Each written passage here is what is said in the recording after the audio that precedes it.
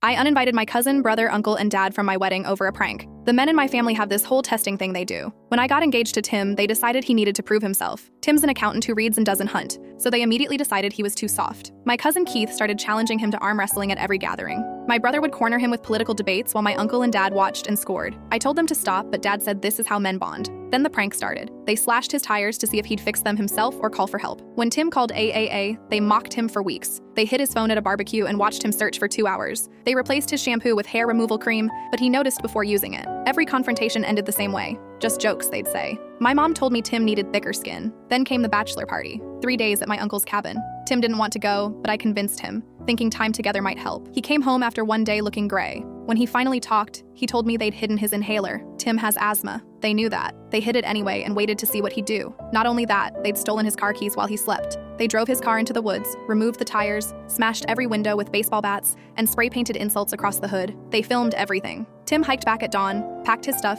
and paid $300 for an Uber home. When he asked about his car, my brother said real men don't cry over property damage. I exploded when they got back. My cousin asked if little Timmy ran to tattle. My dad said they'd apologize if I insisted, but that Tim would always be the soft college kid in their eyes. My brother said it was just a prank and they were going to give it back. I uninvited all 4 of them from the wedding on the spot. Keith blew up my phone saying it was just fun. My brother showed up at our apartment accusing Tim of turning me against family. Dad called me a bridezilla and said I was choosing some guy over blood. Mom begged me to reconsider, saying this would destroy our family. 3 days later, I found the video on Instagram. Keith's friend had tagged him. The whole thing was posted, smashing windows, kicking doors, spray painting beta mail on the hood. You could hear them laughing, hear Dad's voice saying Timmy's gonna cry. The video had 20,000 views.